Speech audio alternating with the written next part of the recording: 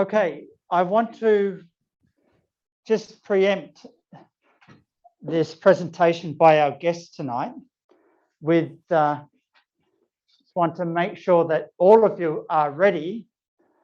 Can I have I need everyone to warm up with their voice, because when Andie presents, I want him to be presenting to an audience that is alive. Okay, are we alive tonight? Yes. My gosh.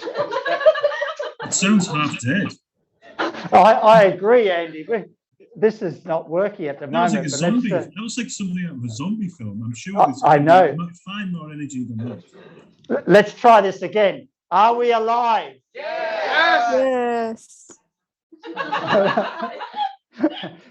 Once more. Are we ready? Yes. Okay. All right, Andie, that's a bit better. We've got to warm everyone up here. That's much better. Yeah, much And better. I just want to appreciate you for joining us tonight, Andie. And I just want to remind everyone that normally the topic for tonight would probably go for next week. We're talking about more the logistics, getting into the area of blockchain, but Andie's available tonight, so we want to bring him in so you don't miss out on his interesting story, but also the insights that he has from being in the area of logistics for how long, Andie? Over 20 years now. Yeah, long time. Yeah. Now let's see if we can. There's Andie here, right? Can you see him? All right. Okay. Everyone, class. Okay. So now Andie is one of the founders of Logchain. It's a Singapore startup, and Andie can explain more about what's going on. But in some ways, the Logchain is a software as a service, and they focus on which area? Logistics. Andie, I think we better start again. Is everyone alive? Yes. I didn't hear you. Yes. Yes. Yes. Okay, right. So I need, if I'm talking, Andie's talking, I need your attention. I look around, no one's looking at me. Everyone's playing with their phone. What's going on? Hello? Okay, can I see your eyes when I'm talking? Okay, right. Now let's really, why am I serious in these few seconds? Because we're going to be talking about something that is critical to the whole existence of supply chains. If you don't have what Andie's talking about tonight, then go home and just live in a cave. You can't have globalization if you don't understand what Andie is talking about tonight. Okay? So this is serious, what we're talking about tonight. This is the glue that brings globalization together. Andie, am I right? 100%. Everything you've ever eaten, everything you've ever worn, everything you've ever used was only brought to you thanks to a supply chain. Yeah. And Andie, I'm just going to introduce you a second time as founder of Logchain. And I just want to mention a few things that Andie's had many technical roles in supply chain logistics, including the boardroom from Thailand. He's worked in Iraq. He's spent many decades in the chemical and logistics industry. In some ways, Andie and I share something in common, because my first job was with ExxonMobil back in the 80s.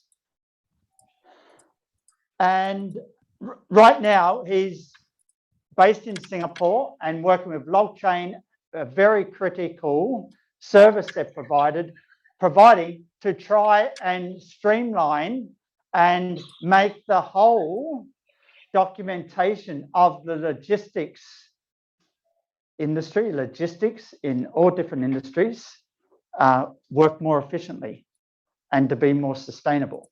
So without further ado, I want to introduce Andie. And Andie, could you speak up a little bit louder so we can really get your voice coming through? Yes, I That'd be will great. indeed. Oh, that's very, very good. I love that. And we want to bring energy. And Andie, I just want to pass the class over to you. And I'll ask the class, everyone, a big hand for our guest tonight. Thank you, Neil. Thank you, everyone. That's a very, very warm welcome, and I'm really looking forward to this. I very much enjoyed this conversation last year, and I'm looking forward to this one this year. A lot of you are going to be exposed to logistics and supply chain directly. A lot of you are going to be the future leaders in this industry as well. And this is an industry, I'm very lucky. I wake up every day. I love my job. I'm one of those strange individuals that loves the challenges that supply chain and logistics bring. So as Neil mentioned, I'm based in Singapore. I'm originally from the UK. I've been in Singapore now for over 15 years, but I've been very lucky to have worked with some amazing people in some amazing countries around the world, all over Asia, Iraq, Middle East, as Neil mentioned, but also a few years in Africa. So I really have been around and seen a lot of the challenges, and a lot of the challenges are actually quite singular, really, when you break it down. And what I'd like to do now is introduce to you the logistics industry, really kind of start from square one and then to kind of bring you forward through time into where we are today. So let me just share my screen with you all here. Okay. Now, can everybody see the screen okay? Yes. Yes. Excellent. Are you sure? Yeah. Oh, come on, class. Big, loud voice. Excellent. No, that's excellent. Thank you very much.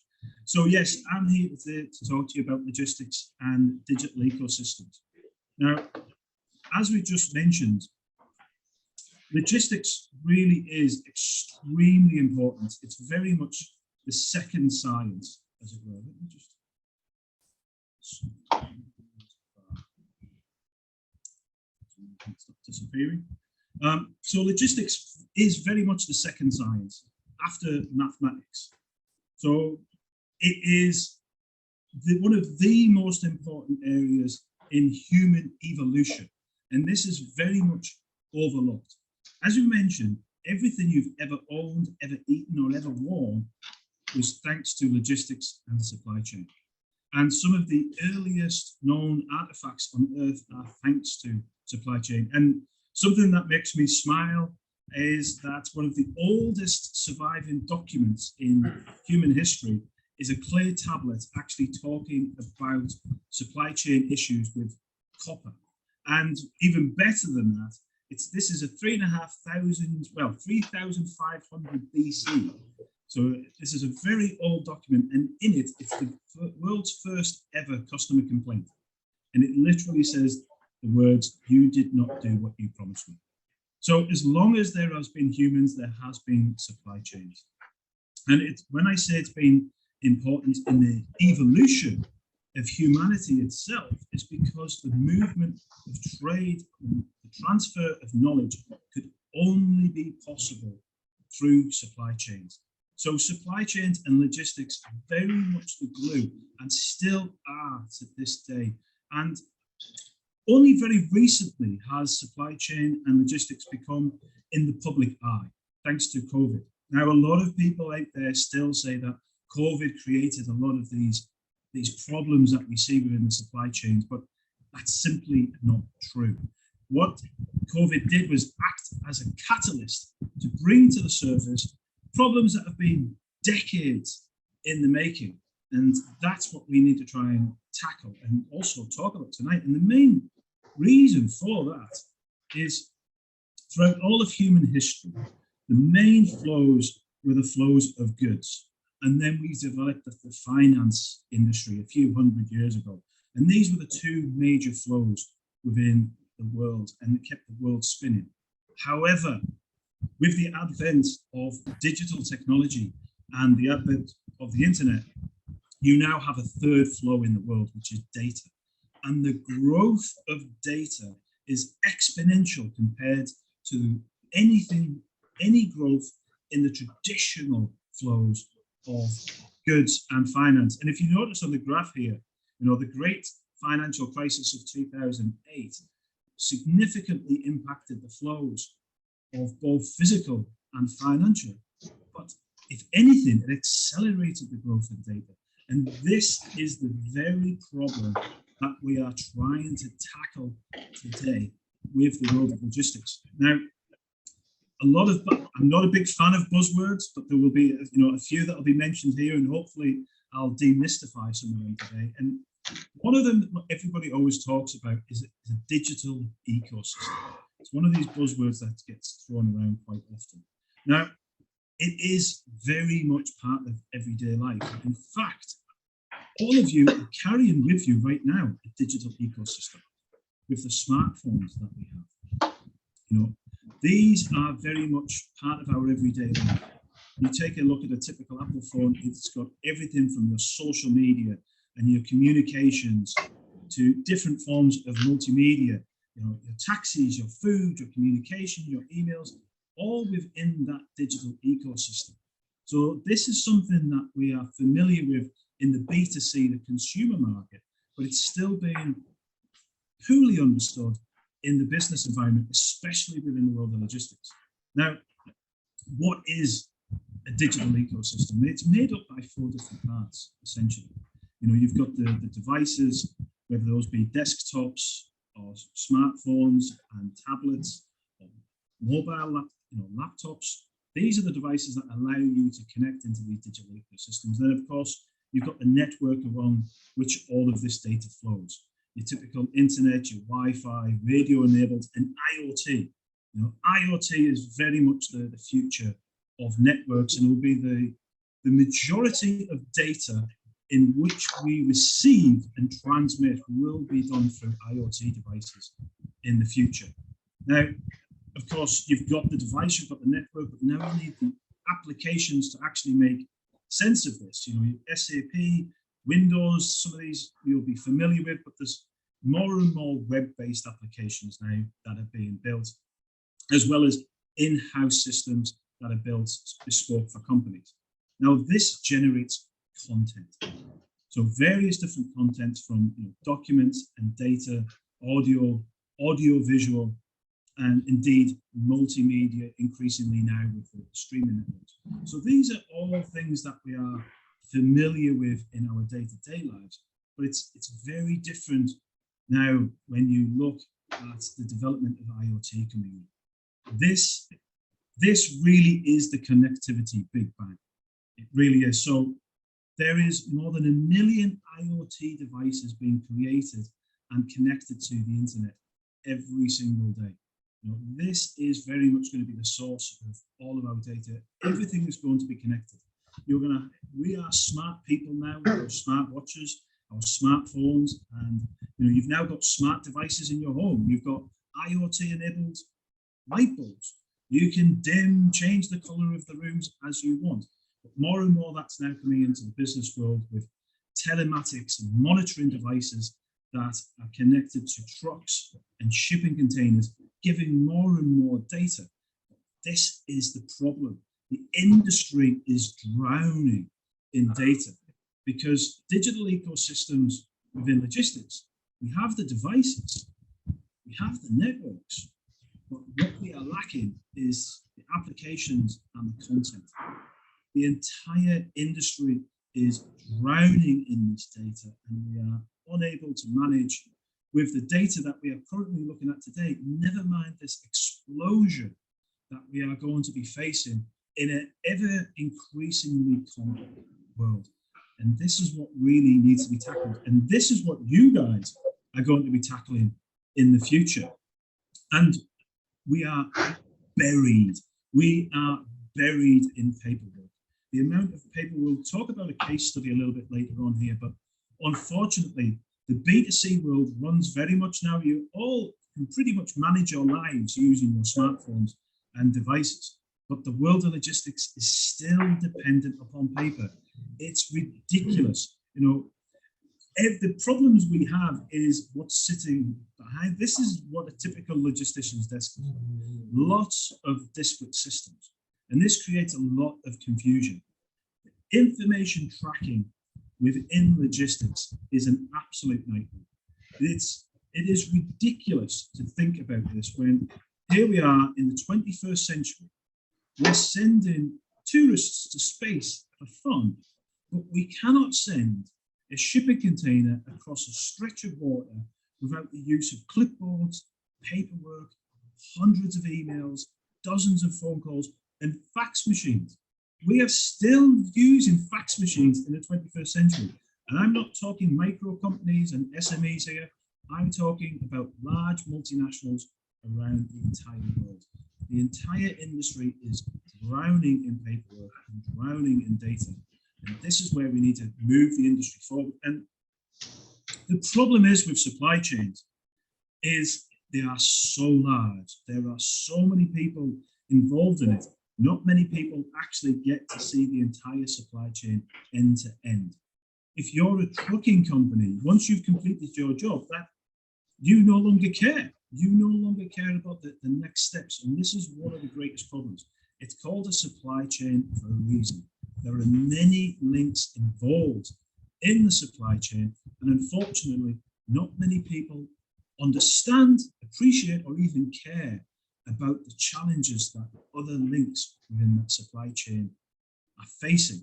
And this is, this is why I like this slide. And we've got many different people involved, but the situation they're handling is so large, it's hard for them to actually understand what they're dealing with day to day. Now, what does this mean? So we've talked, there's a lot of ranting here about the problems we have. So what does this mean? What are the problems created due to the lack of digitalization and the fact that we are still dependent on a lot of analog methods of communication? Well, it means we've got fragmented communication across many different channels. Multiple very technical requirements are very hard to understand. I come from the chemical logistics industry, and it's very scary what you see. A lot of the customers are still managing their business, the methods that they use. This also means because there are many different systems and because the industry is so nebulous, there are no standards. There are no standards out there for conducting operations, commercial activities, or any kind of procurement. And even understanding where the location of physical assets are, that is very difficult to do. So what does this mean? How does this impact the real world? Well, the impacts are very, very, very real, unfortunately. So here we've got three horrific examples of what goes wrong in the real world with this. So the first one is the Tianjin port explosion just out of Xinjiang up in northern China, not far from Beijing. This happened a number of years ago, 2015. The explosion is one of the largest non-nuclear explosions in human history. It measured 2.3 on the Richter scale. So over $15 billion in damages, hundreds of people killed, thousands of people displaced from their homes. The MSC Flaminia, this was a landmark case. This has now changed the legal framework and the legal consequences for the entire logistics and supply chain industry. No longer can companies push the responsibilities of safety and the requirements of the supply chain onto their partners. All too often in the past, manufacturers could wash their hands like Pontius Pilate of any risks and any problems within the supply chain and put it upon shipping lines and third-party logistics providers. The MSC Flaminia has brought an end to this. Everyone is now responsible for actions and inactions within the supply chain. And of course, 18 months ago now, we had the Beirut explosion, which again cost a number of lives, over $9 billion worth of damages. And that large crumbling building you can see here on the left-hand side of this picture, that was actually a grain silo, the main grain silo for the entire country. So this is an ongoing humanitarian disaster. Now, what do these three horrific events all have in common? Documentation. All of this came down to poor, missing, or fraudulent documentation. And this problem still exists with us today.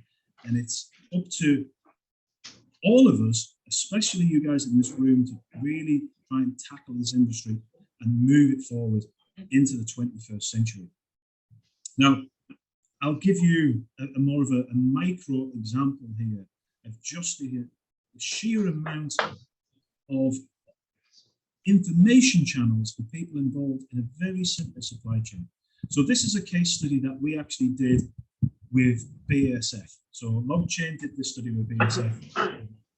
It is the top chemical logistics, chemical company in the world. And we did a case study moving chemicals from Singapore to the Shanghai Chemical Park. Now, this was an internal shipment. So this meant it was BASF sending chemicals to itself. So from one plant to another. So this is a very, very simplified, easy supply chain.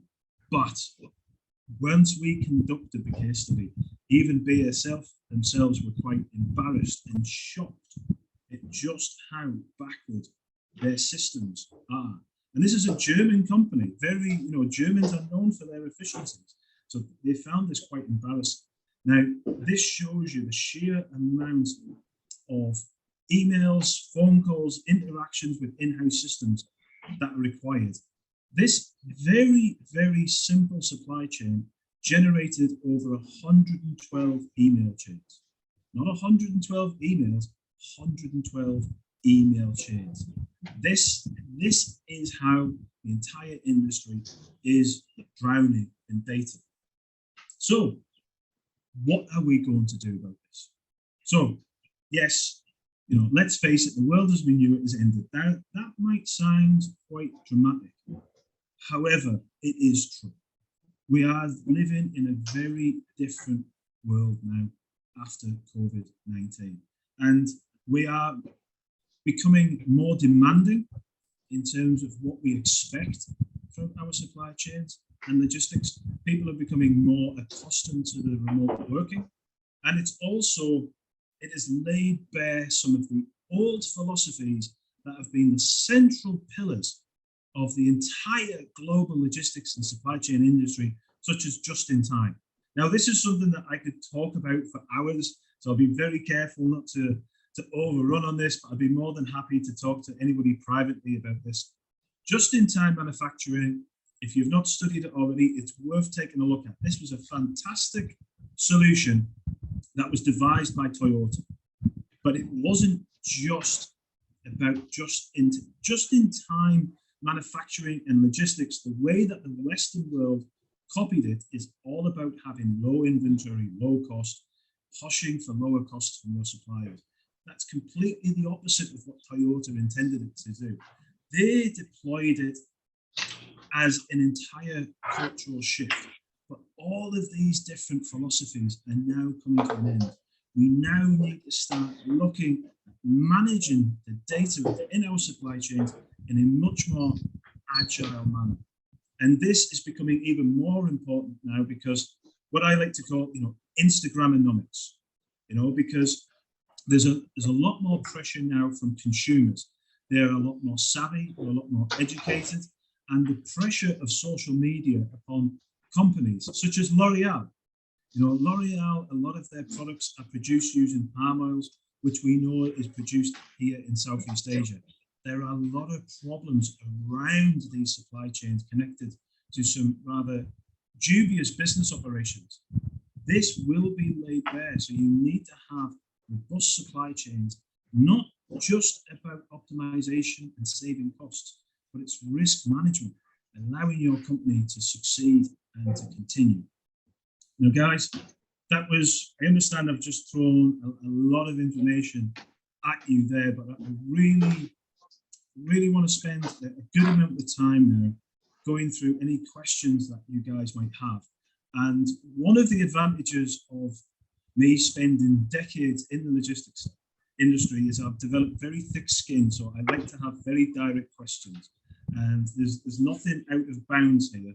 So please feel free to have any comments or questions that you might have. Hi, Andrew. Thank- This is Joe. thank you. I'm doing the Thank you, class Andrew. online. Thank you. Thank you for the presentation. It was really, really good, really informative. I have a question in regards to what you just shared. So, like in terms of data, like the whole chain of how data is moving in a logistics world, do you think I've recently came across this theory called value stream mapping? Do you think that would feed into what you're talking about in a sense to help shorten or like make everything more efficient? See, one of the problems with the value stream mapping, don't get me wrong, it is a good philosophy, but you really need to start very much at the beginning of the supply chain. So when you look at a lot of processes, you look especially at a lot of technology. There's a very quick word to everybody here. There is no technological silver bullet. There is no one technology, there's no one process that is going to fix logistics and supply chain. Technology and processes are enablers. It is up to you to manage the actual supply chain itself. Now, I would say where the biggest problem lies is most of the technology out there is actually focused on white-collar workers. White-collar workers sitting behind a desk in an office, quite often in a different country to where the operations are happening. If you think you can secure supply chain data by the time it gets to that point, it's already too late. The vast majority of supply chain data is created by and interacted with blue-collar workers on the ground. Your truck drivers, your warehouse personnel, your operations personnel in the manufacturing. These are the people who need the technology. This is where you need to capture the data, where it happens. These are the people who need it. So yes, the mapping that you talked about is important, but you need to start at the coalface. All too often, decisions, and I've experienced this myself. So I've went from engineer hands-on roles all the way up to boardroom and leadership positions. All too often in our industry, decisions that are made in the boardroom have to be put upon everybody else in the industry. It's a top-down approach that's completely wrong. You need to go to the ground and do it from bottom up. That's the only way to do it. Andrew, thank you on that. Just so you know, you gave 3 examples of disasters that have occurred in the last 3 years. But I just wonder, more media attention was given to this little ship that blocked the, there was a little river in Egypt. Yes. Suez Canal. Suez Canal, the Ever Given. Yes. Yeah. So it was interesting that there was more attention given to that than these other disasters, Andrew. It is, and to be honest, it's two. There are three main reasons for this. One is media loves a good photo opportunity, and a ship stuck sideways in a canal was very media friendly. It could be filmed, photographed, and streamed. These explosions, not so much. The other element here as well is it was easy to understand. That's media these days likes to report on things that is easy to understand. A ship turned sideways and got stuck in a canal. Now globalization grinds to a, well, it doesn't grind to a halt, but significantly slows. This is very easily understandable by media outlets and their audiences. And the third reason is they simply don't want to share what is going on. And this is where, you know, forgive the cheesy term, Instagramonomics. This is where you're going to start having more influence on people managing supply chains. It's going to come from the consumers themselves. People are becoming a lot more ethical with their buying decisions and becoming a lot smarter. Thank you, Andrew. Can I call on our online students for some questions, please?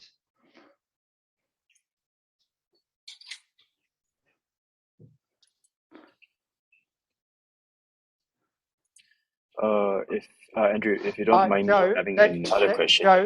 Joe, let Yeah. other class No present. worries, no Okay. worries. All right, all right. All right. Sorry.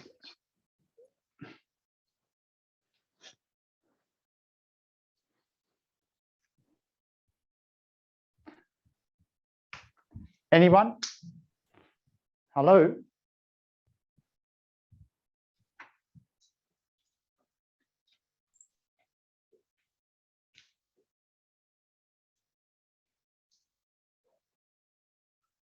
Someone in the class.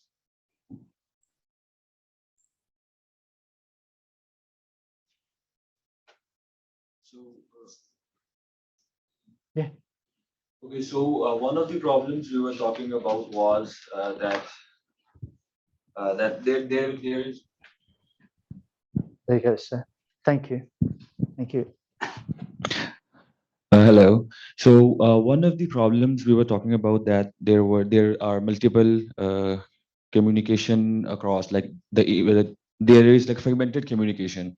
So my question is that though if we implement digitalization like do some software or the application and the content, but then again we would like have to or need to that there would be a need of like reconfirming stuff because the software and the technology can always like backfire or like mislead due to either human error or like technical glitch. So like how are we going to then tackle that, because there will be a need of reconciling it or making it sure again. That's a great question. Thank you for that. Sorry, I didn't get your name. Your name? Some. Isam. Hello, my name is Wissam. Sorry.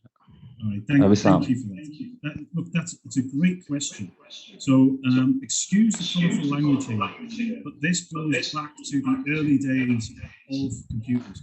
Crap in, crap out. So this is the problem, you know. And unless you can trust the data, then it's going to be hard, like you say, to actually have it digitalized. And there's a big pivot about moving away from trusting humans into trusting data. So this is where IoT devices become quite important, because a device is not, as long as it's not tampered with, it's not going to lie to you. So this is where getting the data from connected devices is very important. But this is also where blockchain comes in. So this is probably a good point for me to talk about blockchain and also Logchain. So I need to make it very clear, I'm not a blockchain evangelist. I don't think blockchain cures cancer. I don't think it lets founders of blockchain companies walk on water, but it's a very, very good tool for our industry, because blockchain is useful in low trust environments, and logistics is not a low trust environment, it's a zero trust environment. Trust me, it's a very shady, murky industry, and unfortunately there's very little to few people you can trust within it. So Logchain itself is actually trying to provide an information visibility layer. So providing essentially an operating system for lots of these disparate technologies to be connected.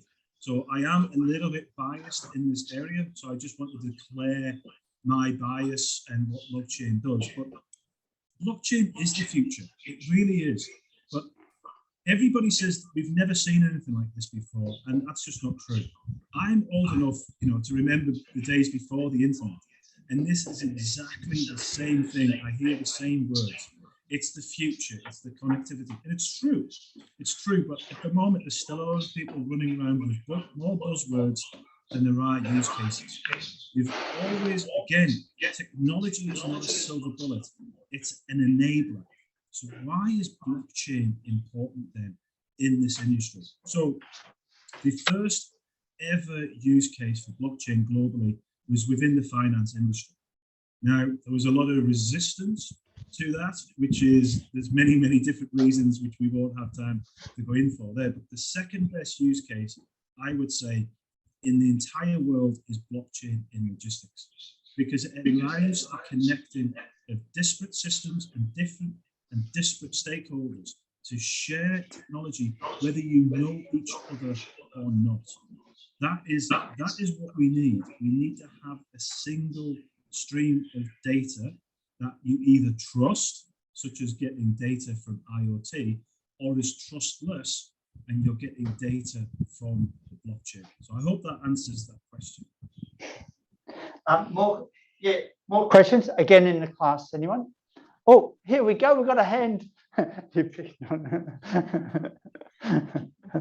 Okay, say your name and speak out loud. Thank you. Yeah. Hi, Andrew. I am Abi. Yeah, thanks for your sharing session. So in one of your presentation slides, you were mentioning about the problems due to a lack of digitalization. You were mentioning that there were no market standard for procurement of services. So my question to you is, don't you think if, let's say, they are going to introduce like e-procurement stuff, there can be challenges to it, like it can cost so much, and also hackers will be there to hack the system, right? So how do you overcome this sort of situation if we are going to implement digitalization? Thank you. So that's a great question. That's a great question. And actually, I was having a call about this earlier today about disaster recovery. So let's take a look at the negative element of this first, and a specific example. So Maersk is the world's largest shipping line, and a few years ago they were taken down in a ransomware attack, and they went down for 36 hours. That one company being hacked put a permanent reduction blip in global GDP.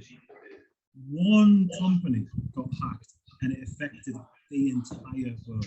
So you are absolutely correct in terms of the risk. But again, this is why blockchain technology is of use. Because data cannot be destroyed, it will always exist. So even if the hackers are able to change any kind of information, you have a record of what was changed, where and when, and you still have the original data. This is one of the beauties of the technology itself, because as long as there's going to be systems, there is going to be hackers. And it's becoming more and more complex now. It's no longer teenagers in their underwear in a bedroom, it's state actors, there's corporate espionage, there's a lot of this that's going on. But going to your other point about the standardization, there is some very interesting work in this area. So there's a UN committee called UNCFAT, and they have been working since the 1970s to basically create standardization of documentation for global trade. So a few years ago, everybody was worried that national politics would be the biggest threat to globalization. With Trump, Brexit, Duterte, the era of the strongman. Not true. The biggest threat to globalization is global trade partnerships. Now, here's a little factoid for you. In the entire world, there are only two standard documents. Only two. The first is the Bill of Lading, which is documentation you receive from carriers and shipping lines for the movement of goods. And the second is the SDS, Safety Data Sheet, which describes the risks and precautions around certain products and dangerous goods, such as chemicals. That's it. That's it. Those are the only two standard documents on Earth. Now, UNCFAT, unfortunately, as quite typical with government and intra-government bodies, has been quite slow, but there are bodies such as the Digital Shipping Association, the DCSA. They have now kind of moved forward with these standards at quite a pace, and indeed these are the standards that we are looking to use. Andrew, I've got Yes. a question for you. What was that one country that saved Maersk with that system hack? Remember the story about Maersk system hack? Yes. There was one country and they didn't have the power on, or something like that, in Africa. That's correct. I think it was Gabon. Yeah, you're quite right, because they didn't have, they actually lost internet connectivity, which basically saved them. Yeah, otherwise, yeah. So then they were able to recreate all their data files and everything like that. So it just showed how vulnerable the whole company, how big it is. It's amazing. 100%. Yeah. So sorry, Yeah. just on that point as well. This was one of the reasons why we chose, when we was building Logchain, to have it blockchain backed. Like I said, I'm not a blockchain evangelist, and a lot of people we were talking to saying you can use other technology to build this information visibility layer that you're trying to do. And I said, look, if the US government can be hacked, the Singapore government can be hacked, Maersk, people like Maersk can be hacked, it's always going to be possible. That's why blockchain technology with the immutability is important. Okay, class, hello. There's a question in the chat. Oh, we got an online question. Yeah, please do type in your questions online. Let's have a look. Okay, It's in the chat just open room, the is it? chat. Hi, Andrew. I like how blockchain helps solve the issue of information asymmetry. How much of logistics have started implementing the IoT and blockchain in their operations? So again, that's another good question. So IoT and, well, let's get the nonsense out of the way. So a lot of companies out there are doing and have done blockchain trials that add no value. They are doing it simply for the buzzword. And one of the most common ways of doing a blockchain trial is the bill of lading. So the bill of lading is one of the most important documents in human history. And it's worth a little bit of research. If you're interested in logistics and supply chain, it's worth a little bit of research on that. And actually there's an article you can find on LinkedIn that I wrote about this as well. Now, a lot of companies, what they'll do is they'll do a blockchain trial by taking a bill of lading, putting it onto the blockchain, and then patting themselves on the back and saying, look, we're now using blockchain. It's nonsense. It's utter nonsense, because the inputs into that document were still manual, were still analog, and the outputs were still manual and were still analog. There's a lot of companies out there who are still doing it for buzzwords. They're doing it for fashion. They're doing it to keep up with their competitors. They're not actually adding value. But there are more and more companies who are starting to look at this and to do it in the correct manner by moving all of their operations and data management onto the blockchain. Now, the IoT element to this, now this is really exploding. So there's more and more companies now who are saying that all of their equipment will now be IoT enabled. So, and these aren't small companies. Hapag-Lloyd, one of the world's largest shipping lines, they have now said that all of their containers will now be IoT enabled. Hoyer is one of the world's largest tank container companies, which is essentially shipping containers for liquids. Their entire fleet is now going to have telematics and tracking added to it. I don't think you'd be able to find many trucking companies today who are buying new trucks that don't have tracking devices enabled in them. But this creates an opportunity, but also a problem. If we cannot manage the data that we've got today, how on earth do you expect to be able to manage all of this IoT-enabled devices? Now, a few years ago, I was actually involved in a project to have the first ever chemical logistics driverless truck operating here in Singapore. So it was fantastic. The government loved it. We did this at the Exxon plant on Jurong Island here in Singapore.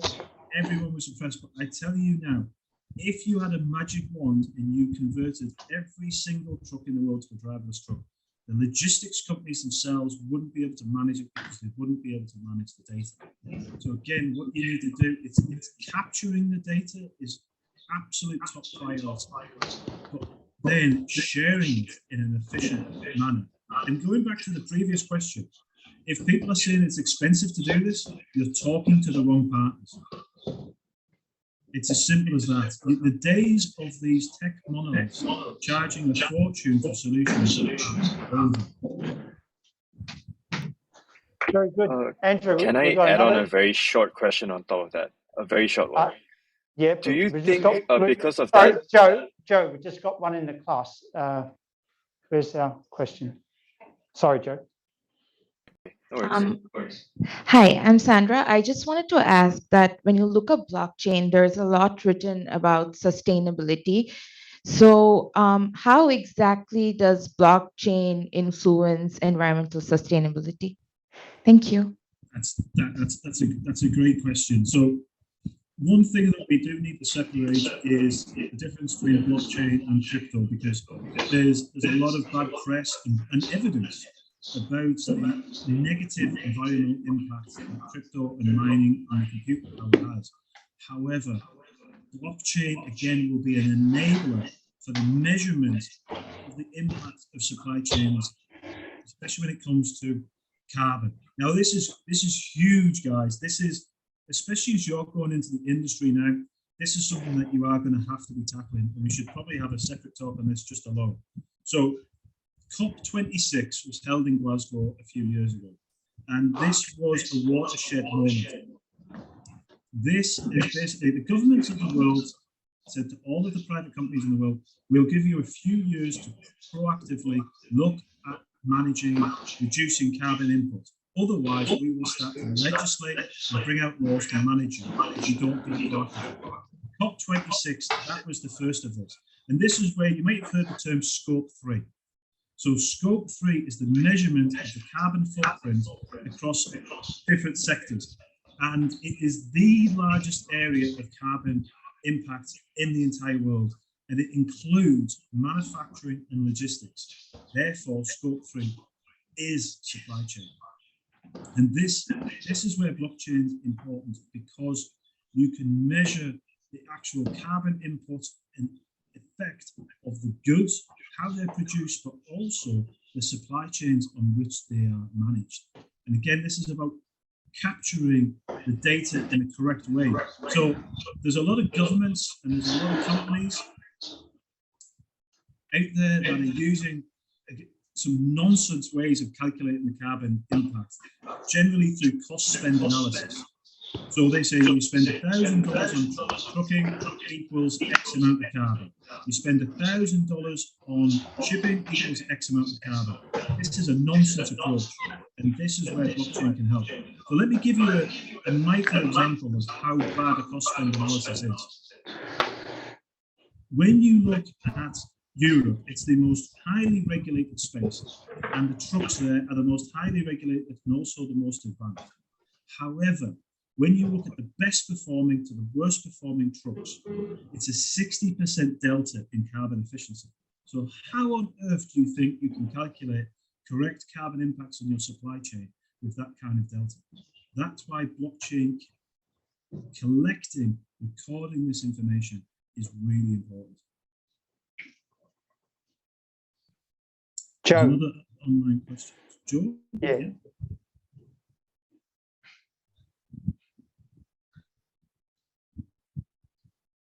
Yeah. Yes, the complacency. Do you Yeah, think that people question. do you think people are reluctant to act and change due to complacency? You should definitely be working in the industry. You've got it. You've nailed it there. I am Unfortunately. in supply chain. Okay. Well, there you go. So you're right. So what I'm about to say will probably ring true to you, and what might be a shock to other people in this class. Nobody cares. Everybody talks about health and safety, and they've got pretty PowerPoints and pretty posters and sections of their website, and they're doing the same with ESG, they're doing the same with carbon. They don't care. I can tell you this because I've been in all of these boardrooms. They want it cheaper and they don't want risk, but they don't actually care. But as I said earlier, consumers are becoming smarter and becoming more ethical in their decisions. Instagramonomics. Yes, I did coin the term. Yes, I would like it to catch on. But that is the key, especially with these influencers now. They can take down massive corporations like that. The change is coming. This is Darwinism. Evolve or die. And people will be caught out. And the problem is now, especially with the impact of social media, it's not just a matter of paying off government fines. You can lose your entire business due to bad PR. So it's evolve, move with the times, or die. Okay, Dida, what are you saying? I just said a lot. Thank you, Andrew. Thank you. Or Okay, Hung Yu's got the microphone. Go ahead. Yep. Hi, Andrew. Lin here. Thanks for the insightful sharing.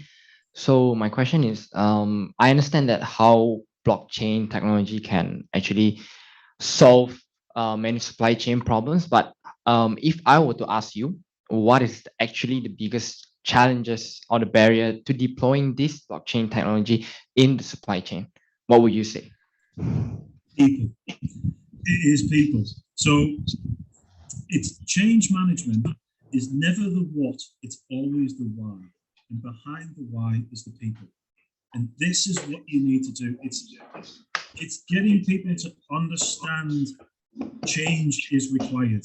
Now, if you can indulge me here, I'll tell you a very short little story that I tell at every single company I've ever worked at. And this basically is the story of change management. So you have a young daughter is being taught how to make a traditional UK roast Sunday dinner. Famous the world over, roast beef, vegetables, Yorkshire puddings, gravy, all of this. And they've just prepared the vegetables. The mother's showing the daughter how to prepare the vegetables and say, right, now we're going to prepare the roast beef. And before you put the beef in the roasting tin, you need to cut 1 inch off.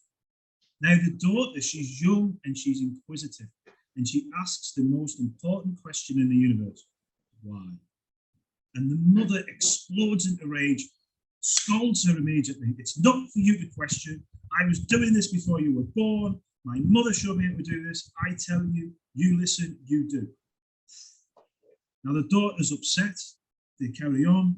But the very next week, she's at the grandmother's house. Again, helping her make the Sunday dinner. And she's nervous, and she's helped the grandmother with the vegetables. But she wants to ask that most important question in the universe, why? She says, why, Grandma, do you cut that 1 inch off the beef before putting it in the roasting tin? And the grandmother laughs gently and says, oh, darling, that was many years ago. I have a bigger tin now.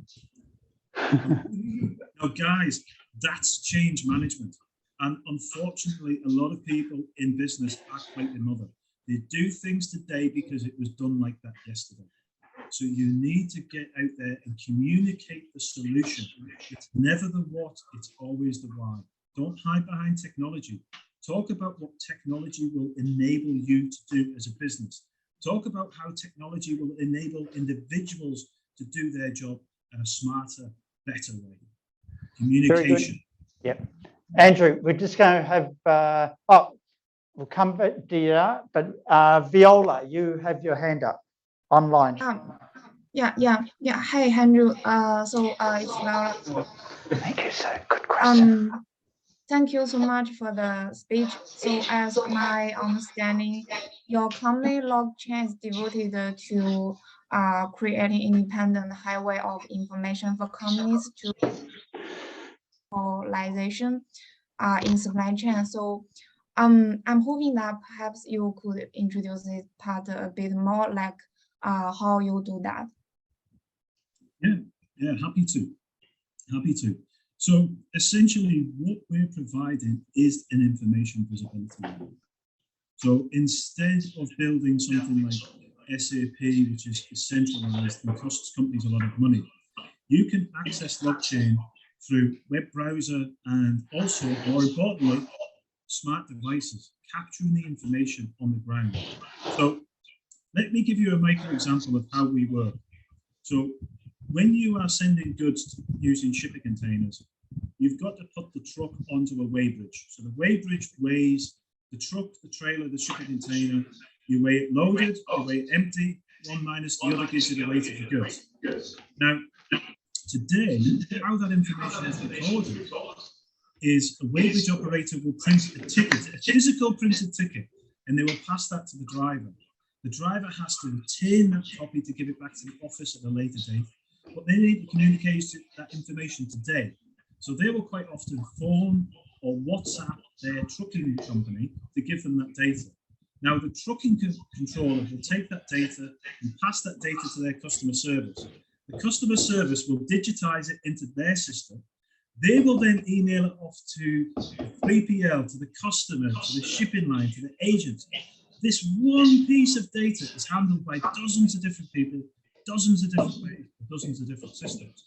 So what we do at Logchain, the driver or the weighbridge operator, they've got the app on their phone, they enter that information, and that is immediately broadcast to every single person who has the authority to see that data, because we are not a public blockchain.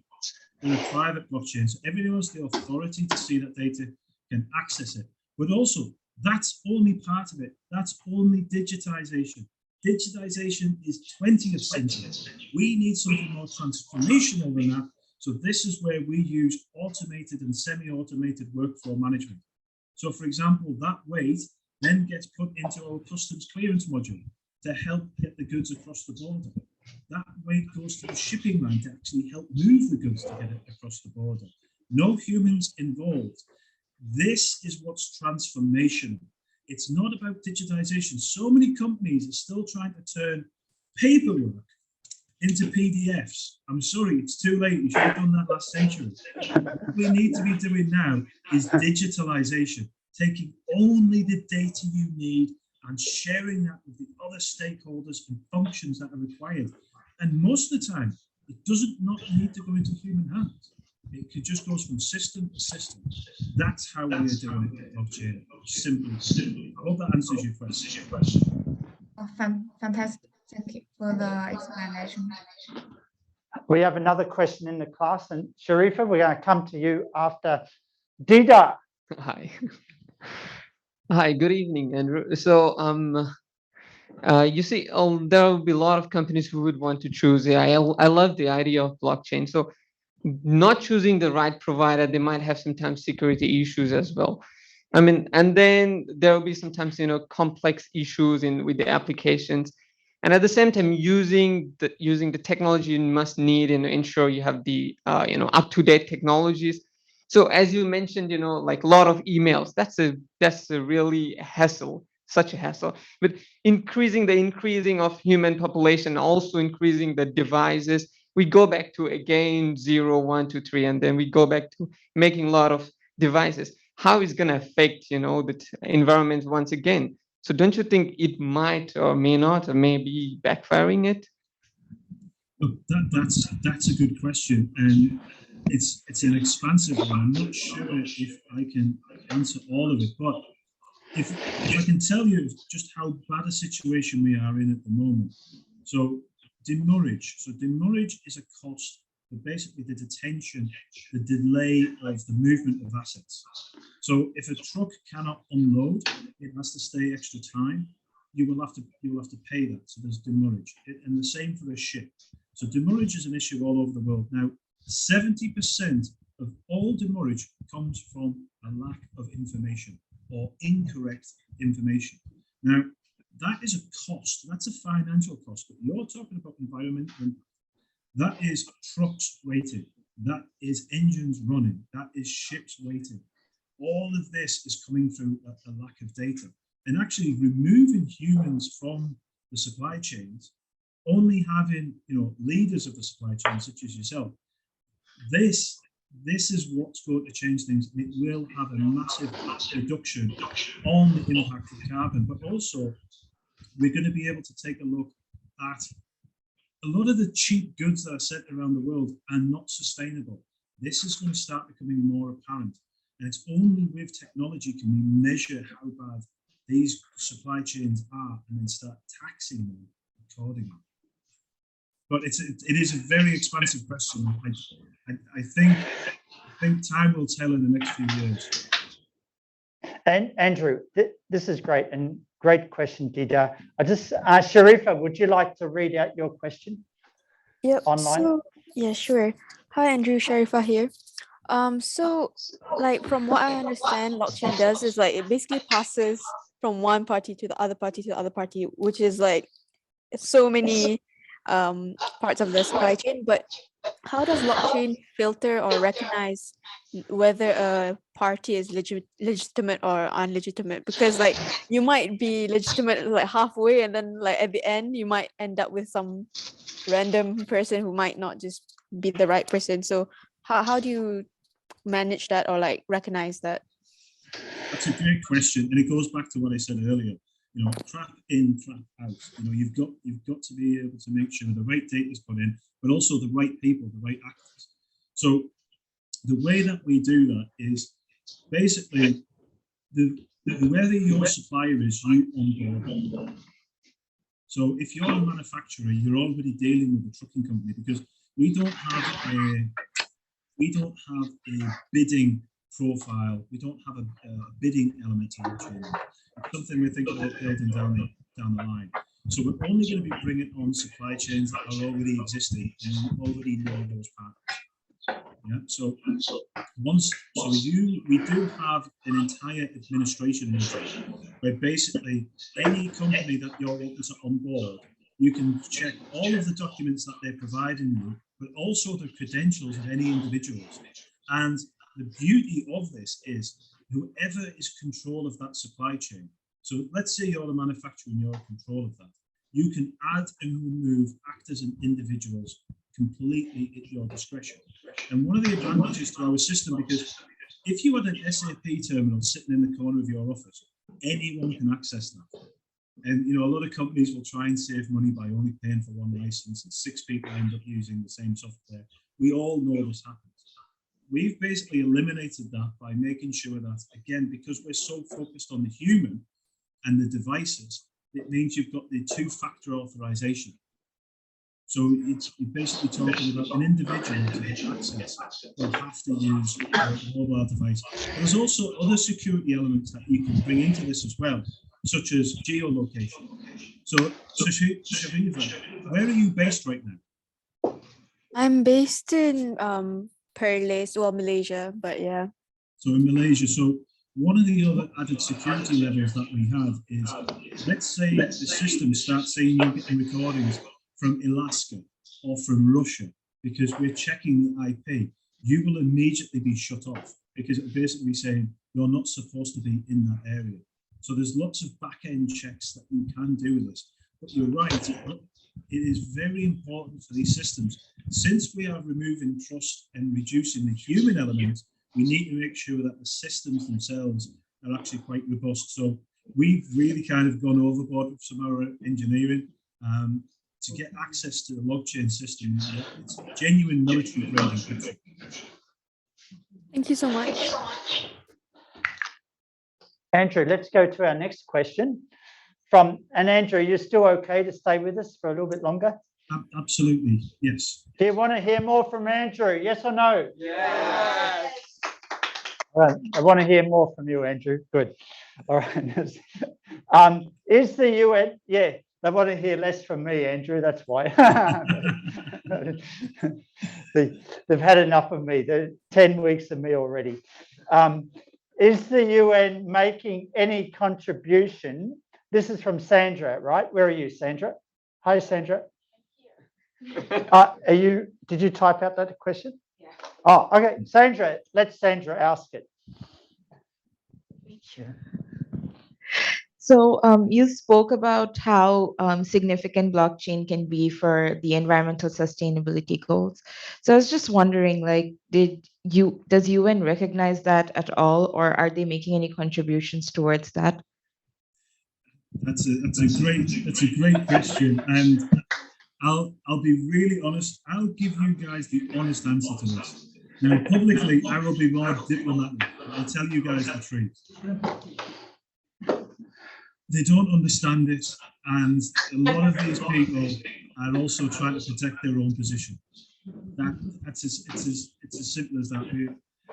I'm actually having conversations with a few governments at the moment, and we say to them, do you honestly want to look at this, or do you just want to have nice little facts and figures? But there is pressure mounting now. So I mentioned about Instagramonomics, but also COP26, that was a major watershed moment in all of human history. It is not talked about enough. And it's like a little snowball at the top of a mountain. It started rolling. It might not look very big right now, but trust me, it's getting bigger and rolling faster and faster. And in fact, we've got COP27, which will be starting again in November. Now, there's more and more legislation that is coming out now. So, for example, more and more banks are limited to the amount of financing they can give to companies unless they can prove their sustainability. The tax credits on carbon have been talked about for years. That's in the works. That is coming. It is going to take time, but it is going to happen. It is going to happen. Very good. Andrew, I've got a stupid thought that I'd like to share. There's no such thing, please. I'm learning. Okay, I just wrote it up on the whiteboard, and I think this is part of the problem. Let me just, not sure if you can see that. Yes. All right. So I think a lot of the logistics that we see, like there's 50,000 ships around the world. It's owned by about 5,000 companies. Then you got 3PLs, you got service providers, then you got factories, and then you got the other end, you got sales, and there's just millions of entities on each end of the logistics. Like, isn't it just a big ownership problem? Like every little bit has just become outsourced, with the focus being, well, it's the cost efficient approach to organize that part. But they forgot that all the parts still need to be coordinated, and maybe the best way of coordinating is to own all the parts, like what Amazon is trying to do. What do you think? Well, it's very interesting. There's two parts to that. Amazon is trying to drive monopolistic tendencies, definitely not for good reasons, I would say. I would discount that. And also, their days of monopolistic tendencies are coming to an end. Alphabet, Google, Amazon, they're all going to get split up. Nothing new happens under the sun. Humans, we've got far too high an opinion of ourselves. All we do is repeat history. So if you look back to the early 20th century, oil, railways, chemicals was a new technology, and you ended up with what's called natural monopolies in the US, with Standard Oils and the railways, and the governments catch up and they break them up. So that's the one element there. But you are so right about the ownership here. And guys, look, again, in public, I'd be a bit more diplomatic than this, but I think you guys deserve the truth. We were asked to speak at Logchain earlier this year. And Logchain is the world's largest chemical logistics event. And we get asked to speak at it every year. And it's so interesting. All of these chemical logistics companies, all they do is pat themselves on the back and talk about how amazing they are. They don't need to change anything. And it's all going to be down to the logistics companies have to do it. And if they fail, it's on them. Now, this is what they're telling people. However, all of these, and they all get told they cannot increase any costs. So basically, they're expecting the logistics companies to produce magic. So they have to produce more efficient, more sustainable supply chains without increasing the costs to the manufacturers. It is down to ownership. And there are so many people. There's boardrooms holding on with their fingernails onto the ways that have been done in the past. And COP26 and Instagramonomics is slowly catching these people up, and it will change. And unfortunately, I don't want to appear ageist here, because I'm not exactly a spring chicken myself, but this is also a generational thing. This goes back to what I said earlier about consumers are a lot more ethical and smarter in their purchasing. The baby boomers don't care. And also, quite often, when you see a lot of these targets that these companies talk about, oh, we're going to be net zero carbon by 2030, 2040. These are nonsense figures because they know they'll have been retired by then. They'll have moved on to another role by then. There are no companies saying, this is what we are doing right now. This is the thing. And there's also, very interestingly, earlier this week, there was an announcement by one of the largest brand companies in the world. So they own Alexander McQueen, a lot of designer labels. this corporation announced publicly, very publicly, to all of their companies, no more greenwashing. You cannot talk about sustainability. You can't say it's net zero. You cannot start throwing this around, because it's going to be the brand companies that will defend their brand. These are the people who are most at risk, because I'm telling you right now, designer clothes manufacturers might be doing very well, but if you get a Kardashian on TikTok crying, they find out about a bad supply chain, they are finished in a blink of an eye. And it's going to be brands who are going to start to push this. So another example of this was a few years ago, I was giving a talk in Shanghai talking about palm oil. And look, there's nothing wrong with palm oil. The problem is as humans, how we farm it, how we produce it, what the supply chain looks like, and what the disposal looks like. It's not palm oil's fault, it's humans. And I was talking about this, and unbeknownst to me, in the audience was the head of chemicals globally for L'Oreal. And he came and spoke to me after the talk and said, you know, we want to proactively improve our products and make them more sustainable and more transparent. Now, it's a key word here, transparent. And you talk about ownership. L'Oreal proactively went to see Greenpeace and every single government in the world that grows palm oil and said, we want to improve this industry and we'll pay for it. We've got lots of money, we'll pay for it. Greenpeace said no, they only take on fights that they win. Every government said it's too large, it's too complex. You're right, this comes down to ownership now. Amazing. We have a question from Yong-Sung. Thank you. Thanks, Andrew, for a great sharing. I have a question on how big a challenge is it for the implementation of IoT in the logistics segment due to the different adoption pace of incorporating IoT into logistics across the world? Thank you for that. It's a good question. So you actually need to take a step back. So again, you need to look at the why. You need to map out your own processes. So, you know, all too often I sit down with customers and say, you know, everybody knows about KYC, know your customer. Not enough people talk about KYP, know your pain. So you need to be able to understand your own processes. As shocking fact is, and look, I've had this experience with a lot of our customers, and I've had this across my entire career.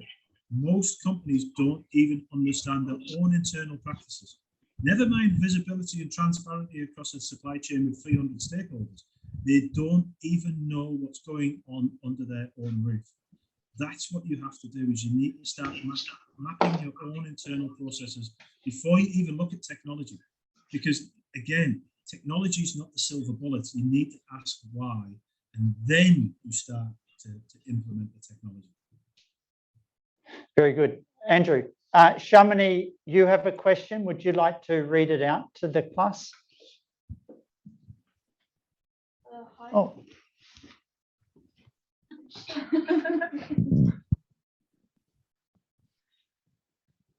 Hi, Andrew. So the question I actually had was, because scalability has always been highlighted as an issue regarding blockchain and adopting incorporation of blockchain into supply chain. So I just wanted to know what sort of solutions are out there to solve this issue. So this is a great question, and this is something that's thrown around in our industry, which is actually a hangover of bringing blockchain technology into the finance industry. To be honest, it does not apply. So a lot of the negative people out there who are trying to stand against blockchain talk about the lack of scalability and also the latency, the speed at which transactions can be done within the blockchain. Now, this always makes me laugh, because what they've done is they've copied and pasted questions from another industry. It's got nothing to do with supply chain. So scalability is not a problem at all. So our entire back end, we use Amazon, we use AWS, Amazon, and the exact flavor of blockchain that we use is Hyperledger Fabric. It is completely scalable. There is zero issues in scalability. However, the most important question here is talking about the transaction speed. Now, transaction speed is an issue in the finance industry, because high volumes trading of shares, commodities, futures, all of these financial instruments are done literally hundreds of thousands of times a second. It's unbelievably fast paced in that industry. There's a film that you guys should watch. Some guys laid fiber optic cables across the entire US decades ago just to speed up the speed of their transactions. They made millions of dollars out of this. So transaction speed, speed of transactions is very important in the world of finance. It is laughably not needed in the world of logistics. Some people wait days to get information on shipments in the world of logistics, and we're talking about milliseconds. It is never going to be an issue because we are looking at not the financial transactions, it's the movement, it's assets moving assets. That's always what logistics will be. So that's what we're measuring. So there's no issue on the transaction speed. There's no issue on the scalability. And also there are no gas fees. People, I've had this, I still get this question. What are the gas fees when it comes to blockchain and logistics? There aren't any. That's crypto, we're blockchain. They are very, very, very different. Thank you, Andrew. Andrew, I just want to change track for a moment because some of the students are on the job market. They are looking for a job. Can I have a show of hands? Anyone? No one's looking for a job. Yeah, okay. Actually, we've got a majority in the class. I'm sure online they're looking for that too. So can we pick your brains on, number one, the opportunities to work in your company, maybe as an intern, or generally what the students should be focusing on to get a foothold in this industry? Oh wow, that's a big question. It really is. So in terms of blockchain, we've actually got a number of things that are coming down the pipeline that we could definitely do some help with. And in fact, it involves your very prestigious university in talking about drowning in data.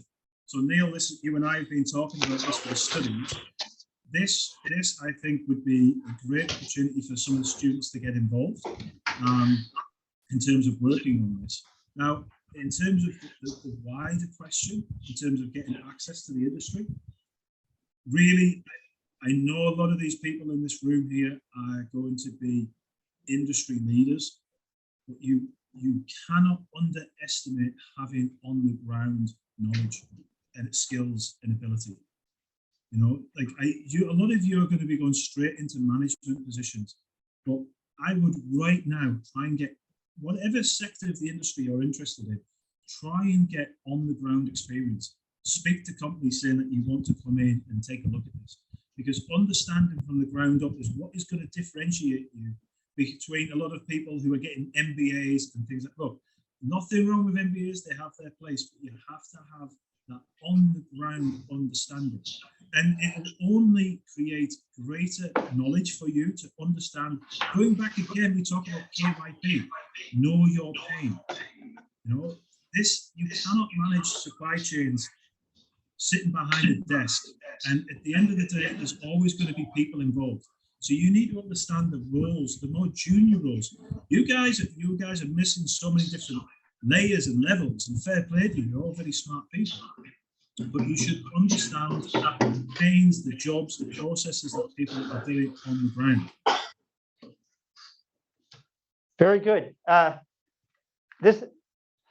Andrew, this is really good. So I'm really glad that in this class with students, I don't know if I've coerced them or forced them or persuaded them, but they all in some ways had to do a project where they had to review my factory visit videos and then report on the problems in the factories, which in some ways is much better than textbook knowledge, Andrew. So I'm really glad we're trying to do that. But also bringing you in to talk about all of these issues. Like, I'm just trying to summarize just some of what you were saying. Is just, this is a huge elephant, Andrew, getting back to your picture earlier. just with that in mind, and I look forward to seeing you in Singapore one day. We're going to get together eventually. And I just want to, on behalf of the class, thank you so much for giving your Thursday evening to just pass on your knowledge to our very capable students that we've got here. Andrew, thank you so much. It's been really wonderful. Can everyone show? And what we'd like to do is take a photo. Well, if everyone can turn their camera on, especially if you're in the internet, so we can have a photo. I won't breathe like this. You guys just come. And I could, Dida, you're excellent. I like that. Maybe nice, good thinking. That is great. Like, who would like this camera for their photo? You just get together or log in. Come on, let's do this for Andrew, huh? All right, we get a photo there. I think we get everyone in. Are you in, everyone? I don't know which camera it is. Yeah, you get it. Come on. Are we? Can we do it? Can we? Come on. No, this is nice seeing more and more smiling faces. Come on, guys, get your cameras on. Come on, guys. Look at them all. Look, they're all coming in out from the woodwork, Andrew. Yeah. Take off our mask. Everyone's taking over to take off. Yeah, we take off that. That is great. And what I'm going to do is let's share screen. Yeah.